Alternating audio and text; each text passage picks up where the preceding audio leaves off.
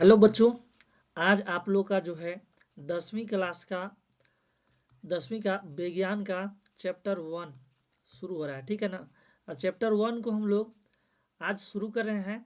सभी लोग जो है कॉपी पेन के साथ बैठेंगे और जो भी चीज़ बताया जाएगा आपको उसे अच्छे से समझना है और कॉपी में नोट्स करते चलना है। ठीक है बच्चा। क्योंकि पहला चैप्टर यदि आपको समझ में नहीं आता है तो अगला चैप्टर भी आपको समझ में नहीं आएगा। क्योंकि यहाँ पर हर चैप्टर जो है केमिस्ट्री का एक दूसरे से कनेक्टेड है, इसलिए आपको सभी चैप्टर को अच्छे से समझना है। ठीक है ना। तो चलिए आगे हम लोग चैप्टर का नाम जान लेते हैं। क्या नाम है चैप्टर का? देखिए चैप्टर का नाम है रासायनिक अभिक्रिया एवं समीकरण या और समीकरण। ठीक है ना। पाठ 1 में क्या है? रासायनिक अभिक्रिया और समीकरण। देखिए इस अध्याय में हम लोग क्या पढ़ने वाले हैं। तो पहला जो पॉइंट्स है हम लोग का रासायनिक अभिक्रिया, इसके बाद रासायनिक समीकरण, इसके बाद पढ़ना हम लोग के संतुलित रासायनिक समीकरण, और उसके बाद जो टॉपिक्स है उसका नाम है रासायनिक अभिक्रिया के प्रकार, इसके बाद संक्षारण और लास्ट में है विकृत गंधिता। ठीक है बच्चा। तो इन सभी टॉपिक्स को हम लोग पढ़ने वाले हैं इस चैप्टर में। ठीक है। बाकी आगे हम लोग थोड़ा सा बेसिक्स कुछ इसका जान लेते हैं जो हम लोग के पीछे चैप्टर से रिलेट करता है। ठीक है ना। देखिए अन्य महत्वपूर्ण रासायनिक परिवर्तन को जो और भौतिक परिवर्तन जान लेंगे जो हम लोग के 9th क्लास से कनेक्ट करता है। 9th क्लास में हम लोग पढ़े थे कि रासायनिक परिवर्तन क्या होते हैं और भौतिक परिवर्तन क्या होते हैं। देखिए भौतिक परिवर्तन वे होते हैं जिनमें पदार्थ की आकृति, आकार, अवस्था या रूप में बदलाव होता है, लेकिन उनका रासायनिक संगठन वही रहता है। ठीक है ना। मतलब उसमें जो है नया पदार्थ नहीं बनता है। ठीक है। जैसे मान लीजिए यदि हम हमारे पास ये पेन है, ठीक है ना, इसे हम तोड़ देंगे, क्या करेंगे? तोड़ देंगे तो ये दो टुकड़ा हो जाएगा, लेकिन इसका रासायनिक संगठन कुछ अलग नहीं होगा। ठीक है ना। इसको उदाहरण के लिए आप समझिए, जैसे मान लीजिए ये हमारे पास पेपर है। क्या है? पेपर है। इस पेपर को यदि हम क्या करते हैं, फाड़ दिए इस तरह से, देखिए फाड़ दिए ना, तो इसका रासायनिक संगठन क्या बदल गया? नहीं, वही है। ये भी पेपर है, ये भी पेपर है।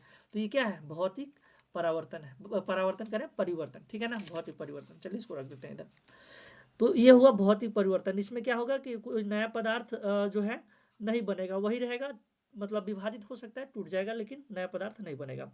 ये जो है यह परिवर्तन जो है अस्थायी है। ठीक है ना। रिवर्सिबल है। ठीक है। मतलब कि उसको जो हम लोग फिर से पुनः प्राप्त कर सकते हैं। ठीक है। और इसमें जो है केवल भौतिक गुण जैसे रंग, घनत्व के रूप में बदलते हैं। भौतिक गुण ही सिर्फ बदलता है, मगर रासायनिक कोई भी गुण नहीं बदलता है। उदाहरण के लिए देखिए,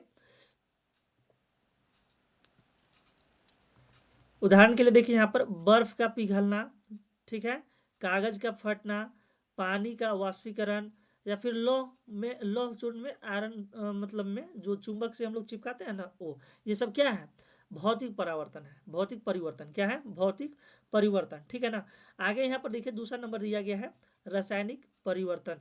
रासायनिक परिवर्तन क्या है इसके बारे में जान लीजिए। देखिए रासायनिक परिवर्तन वह परिवर्तन होता है जिसका जो है संगठन बदल जाता है। ठीक है ना। संगठन क्या होता है? बदल जाता है। जैसे एक या एक से अधिक इसका जो है नया पदार्थ का निर्माण हो जाता है जब बदलता है तो। और इसका विशेषता क्या है? देखिए तो इसका विशेषता यह है कि नया पदार्थ बना देगा। और इसमें जो है ना बदलाव क्या क्या होगा? तो तापमान बदल सकता है, रंग बदल सकता है, या फिर उसका अवस्था गैस बन सकता है, उत्सर्जन हो सकता है, गैस निकल सकता है, या जो है बर्फ वर्षा बनने जैसी कुछ लक्षण भी देखने को मिल सकता है। ठीक है ना। उदाहरण के तौर पर हम लोग यहाँ पर इसका देख लेते हैं। लोहे में जंग लगना, कागज का जलना, जैसे कि अभी कागज है, अभी कागज का रूप में है ना, यदि इसको हम लोग क्या करेंगे, जला देंगे तो ये दूसरा रूप हो जाएगा। लेकिन इसको हम फाड़ेंगे तो क्या हो जाएगा? फाट के दो टुकड़ा हुआ है, लेकिन किस प्रकार का परिवर्तन हुआ? इसको फाड़े तो भौतिक परिवर्तन हुआ, लेकिन इसको जला देंगे तो क्या हो जाएगा? रासायनिक परिवर्तन हो जाएगा, क्योंकि इसे हम लोग फिर से पुनः प्राप्त नहीं कर सकते हैं। ठीक है बच्चा। तो ये जो है कागज का जलना, ये सब क्या है? रासायनिक परिवर्तन है। इस तरह से और भी देख लीजिए, यहाँ पर है दूध का फटना, फलों का सड़ना, या फिर खाद्य पदार्थ का पचना, ये सब क्या है? रासायनिक परिवर्तन है। ठीक है ना। अब देखिए रासायनिक परिवर्तन हम लोग समझ लिए और भौतिक परिवर्तन भी समझ लिए। ठीक है ना। लेकिन इसी से जस्ट हम लोग आगे कड़ी में देखें तो जो रासायनिक परिवर्तन हुआ तो आखिर वो किस तरह से परिवर्तन होता है? तो वो होता है रासायनिक अभिक्रिया के द्वारा। किसके द्वारा? रासायनिक अभिक्रिया के द्वारा। और रासायनिक अभिक्रिया क्या होता है? तो देखिए हम लोग का यही हम लोग का 10th क्लास का प्रथम टॉपिक है कि रासायनिक अभिक्रिया क्या होता है। ठीक है ना। तो देखिए वह अभिक्रिया रासायनिक अभिक्रिया क्या है, मतलब एक तरह की क्रिया है, काम है, ठीक है ना।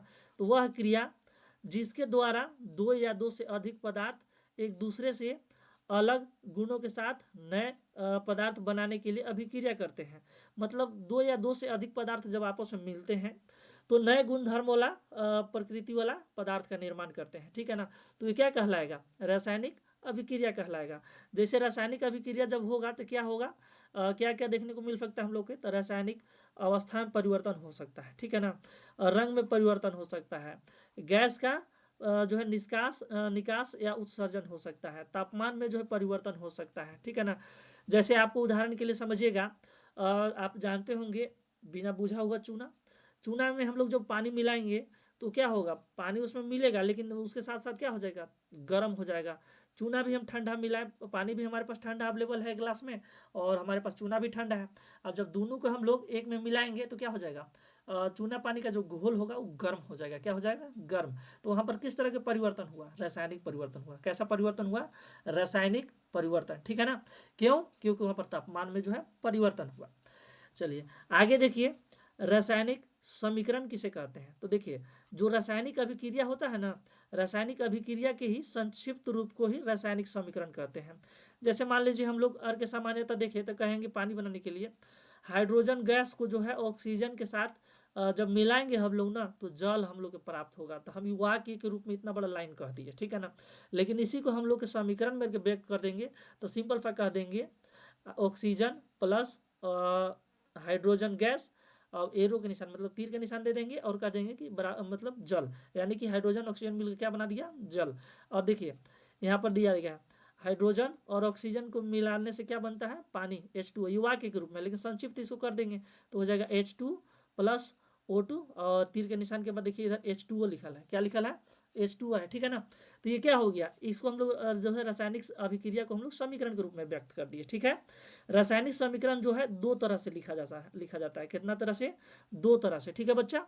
देखिए यहाँ पर पहला जो तरीका है वो है शब्द समीकरण में भी हम लोग लिख सकते हैं, दूसरा है सूत्र समीकरण में। शब्द समीकरण में क्या होता है कि शब्द के रूप में लिखा जाता है, सूत्र समीकरण में सूत्र के रूप में। यहाँ पर उदाहरण के लिए देखिए कार्बन है और O2 है यानी कि ऑक्सीजन है और तीर के निशान मतलब यहाँ पर अभिक्रिया हो रहा है, ठीक है ना। अभिक्रिया करने के बाद कार्बन डाइऑक्साइड CO2 बन गया। तो ये देखिए प्रतीक के रूप में है, जो प्रतीक के रूप में होता है ना इसको कहते हैं सूत्र समीकरण। क्या कहते हैं, सूत्र समीकरण। और इसी को हम लोग शब्द में लिख देते हैं कार्बन प्लस वायु यानी कि ऑक्सीजन, अभिक्रिया हुआ यहाँ पर तीर के निशान, अब मिलकर बना दिया कार्बन डाइऑक्साइड, ठीक है ना। तो ये क्या कहलाएगा, शब्द समीकरण, ठीक है ना। चलिए आइए आगे हम लोग जानते हैं रासायनिक समीकरण के कुछ भाग भी होते हैं, ठीक है ना।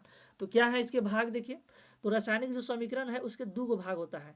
जैसे तीर के निशान हम लोग बीच में दिए थे ना, तो एक भाग इस साइड वाला हो गया और एक भाग इस साइड वाला हो गया, ठीक है ना। तो जो भाग इस साइड होता है ना, इस साइड में, इसको कहते हैं अभिकारक, और जो इस साइड में बनता है इसको कहते हैं उत्पाद, ठीक है ना। अब अभिकारक में देख लेते हैं परिभाषा के रूप में थोड़ा, वे पदार्थ जो अभिक्रिया में भाग लेते हैं क्या कहलाएंगे, अभिकारक कहलाएंगे। और ये जो है समीकरण में बाईं ओर लिखे जाते हैं। देखिए बायां कर है ना ये, तो बाईं ओर रहेगा अति तीर के बाईं ओर, ठीक है। जैसे उदाहरण के लिए CO2, जैसे कि अभी आप ऊपर में देखे थे ना, यहाँ पर ये देखिए CO2, ये दिख रहा है ना CO2, ये CO2 जो है किधर है, तीर के बाईं ओर हो गया। और तीर के दाईं ओर क्या है, CO2 है डायरेक्ट, यहाँ पर C और प्लस O2 था, तो ये हो गया इस साइड में बाईं ओर और ये हो गया दाहिने ओर, दाईं ओर, ठीक है ना। चलिए तो दाहिने ओर वाला क्या हो गया, उत्पाद, और बाएं वाला अभिकारक। देखिए उत्पाद क्या होगा, आप वे पदार्थ जो अभिक्रिया के बाद बनते हैं, यानी कि तीर के जो है दाहिने ओर लिखे जाते हैं, ठीक है ना, दाईं ओर लिखे जाते हैं। जैसे यहाँ पर CO2 अभी बना था। अब देखिए रासायनिक जो समीकरण होते हैं ये जो होते हैं दो प्रकार के होते हैं, कितने प्रकार के, दो प्रकार के। मतलब जो है समीकरण दो प्रकार से लिखे जाते हैं। मतलब जैसे कि देखिए यहाँ पर हम लिख देते हैं, ये आपको बगल में शायद दिख रहा है ना, हाँ ठीक दिख रहा है। यहाँ पर हम स्पेस लेते हैं, ये देखिए हमारे पास H2 है, H2 गैस है, और यहाँ पर हमारे पास O2 गैस है, मतलब वायु है, ठीक है। तीर के निशान दिए, अभिक्रिया हुआ और बन गया H2O, जल बन गया, ठीक है ना। तो देखिए यहाँ पर तीर के दाहिने ओर देखिए और तीर के बाएं ओर देखिए, दोनों में देखेंगे कि तीर के जो बाएं ओर जो है हाइड्रोजन 2 गो है, तो दाहिने ओर भी हाइड्रोजन 2 गो है। तीर के बाएं ओर हम लोग फिर से आते हैं तो देखिए ऑक्सीजन का गो है 2 गो, लेकिन दाहिने ओर क्या है ऑक्सीजन का गो है 1 गो है। तो इस तरह की अभिक्रिया जिसमें तीर के दाहिने ओर और बाएं ओर में परमाणुओं का जो संख्या है बराबर नहीं रहता है, बराबर नहीं रहता है। तो इस तरह के जो अभिक्रिया होंगे, समीकरण जो होंगे, इसको कहते हैं कंकाली समीकरण। क्या कहते हैं? कंकाली समीकरण, ठीक है ना, कंकाली समीकरण, कंकाली रासायनिक समीकरण कहते हैं, ठीक है ना। तो इसे संतुलन करना आवश्यक होता है, ठीक है ना। तो इसको संतुलन किस तरह से करेंगे हम लोग, किस तरह से दोनों कर बराबर लाएंगे? तो उसको बराबर लाने के लिए एक मेथड है जिसका नाम है हीट एंड ट्रायल मेथड, ठीक है ना, हीट एंड ट्रायल मेथड। यहाँ पर देखिए दिया गया है हीट एंड ट्रायल विधि से समीकरण को संतुलित करने के लिए क्या करना होता है। हीट एंड ट्रायल मेथड से हम लोग कैसे संतुलित करेंगे, तो आइए देखते हैं। देखिए सबसे पहला नंबर हम लोग सूत्र के चारों ओर बॉक्स बना लेना है। क्या करना है? बॉक्स बना लेना है सूत्र के चारों ओर। इसके बाद प्रत्येक तत्व के परमाणुओं की संख्या गिनना है, परमाणु संख्या को ही गिनना है उसमें का जो तत्व है, ठीक है ना। इसके बाद सबसे ज्यादा परमाणु वाले यौगिक को संतुलित करना है। जैसे कि उदाहरण के लिए यहाँ पर हम देखिए ले लिए हैं Fe है, H2O है और Fe3O4 प्लस H2 है, ठीक है बच्चा।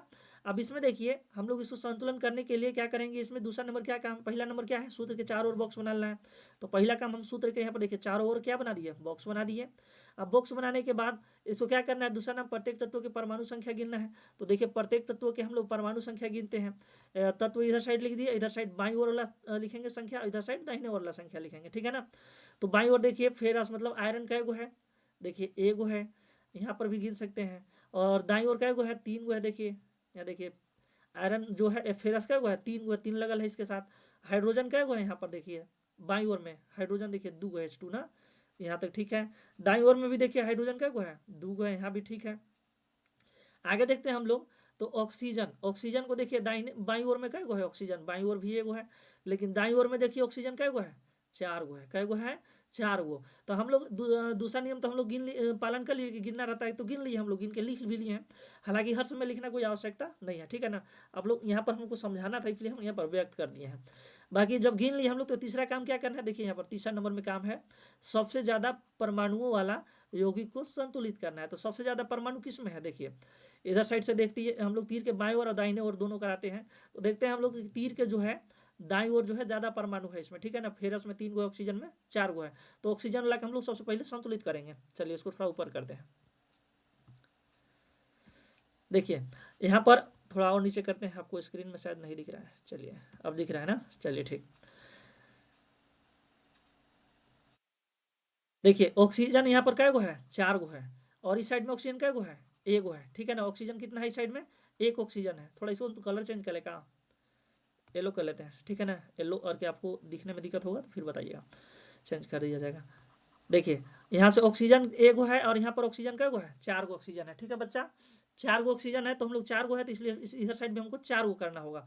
तो इसलिए हम लोग क्या कर दिए, यहाँ पर 4 से जो है गुना कर दिए, मतलब 4 लिख दिए। इसके बाहर साइड में हम लोग क्या लिख दिए, 4, हाईलाइटर कर देते हैं। देखिए यहाँ पर 4 लिख दिए। अब यहाँ पर 4 गो ऑक्सीजन हो गया, क्योंकि इधर साइड गुना में लिखा जाता है, तो 4 गो यहाँ पर ऑक्सीजन हो गया, ठीक है ना। ऑक्सीजन का हो गया 4 गो। तो ऑक्सीजन इधर साइड भी देखिए 4 गो हो गया, और 4 गो ऑक्सीजन इधर साइड भी हो गया, 4 गो यहाँ पर देखिए ऑक्सीजन दिया ही था। तो दोनों साइड में ऑक्सीजन क्या हो गया, बराबर। लेकिन इसके साथ ही जस्ट एक और बदलाव हो गया। क्या बदलाव हुआ, देखिएगा कि हाइड्रोजनवा यहाँ पर था ना, 2 गो था, हाइड्रोजन का गो था पहले से 2 गो, लेकिन 4 जैसे लिखे तो 2 गुना 4 हो गया, 4 गुना के 8 गो हो गया। जबकि इधर साइड हाइड्रोजन का गो है, 2 गो है, तो इसलिए हम लोग यहाँ भी 4 लिख दिए। तो 4 दुना कितना हो गया, 8 गो हाइड्रोजन हो गया। हाइड्रोजन भी इस साइड बराबर हो गया, इधरों साइड हाइड्रोजन बराबर हो गया, इधरों साइड ऑक्सीजन बराबर हो गया, इधरों साइड ऑक्सीजन बराबर हो गया। लेकिन बचल है ये फेरस। ये जो फेरस है मतलब आयरन जो है, यहाँ 3 गो है, इस साइड का गो है, 1 ही गो है। इसलिए हम लोग क्या करेंगे कि इसके बगल में यहाँ पर 3 लगा देंगे, ठीक है ना। तो 3 लगा दिए तो क्या हो गया, ये जो है संतुलित हो गया। देखिए 3 गो जो है इधर साइड फेरस हो गया, 3 गो देखिए यहाँ से भी फेरस हो गया। अब इसके बाद देखिए 4 दुना के 8 गो यहाँ भी हाइड्रोजन हो गया, 4 दुना के 8 गो यहाँ भी हाइड्रोजन हो गया। और यहाँ पर देखिए यहाँ पर ऑक्सीजन है और साथ में 4 गुना में है, तो इसलिए 4 गो ऑक्सीजन हो गया यहाँ, और यहाँ भी देखिए 4 गो ऑक्सीजन हो गया, ठीक है ना। तो ये हो गया हम लोग का संतुलित समीकरण, ठीक है ना। जो संतुलित नहीं रहता है उसे हम लोग कंकाली समीकरण कहते हैं, ठीक है बच्चा। और बाकी आइए जानते हैं हम लोग आखिर रासायनिक समीकरण को जो है संतुलित क्यों किया जाता है, काहे संतुलित हम लोग करते हैं इसको। तो देखिए आपको द्रव्यमान संरक्षण के नियम स्मरण होगा, जो आप 9वीं कक्षा में अध्ययन किए थे, ठीक है ना। 9th क्लास में आप पढ़े हैं कि जो है द्रव्यमान संरक्षण का एक नियम है। वो क्या कहता है कि किसी भी रासायनिक अभिक्रिया में द्रव्यमान का न तो निर्माण होता है न ही विनाश होता है, अर्थात किसी भी रासायनिक अभिक्रिया के उत्पाद तत्वों का कुल द्रव्यमान अभिकारक तत्वों का द्रव्यमान के बराबर होता है। ठीक है ना, मतलब जो तत्व हैं उनका उत्पाद जो है अभिकारक के द्रव्यमान जितना भी होगा, द्रव्यमान होगा उसके बराबर होगा। ठीक है ना, दूसरे शब्द में हम लोग इसको कहें तो रासायनिक अभिक्रिया के पहले एवं उसके पश्चात परमाणुओं की संख्या समान रहती है। ठीक है ना, इसलिए हमें कंकाली समीकरण को जो है संतुलित करना आवश्यक होता है। ठीक है ना, इसलिए हमें जो है कंकाली समीकरण को जो है संतुलित करना आवश्यक होता है। ठीक है, चलिए बाकी हम लोग यहाँ पर हम लोग को कुछ प्रश्न है, आइए हम लोग प्रश्न को समझते हैं। ठीक है बच्चा।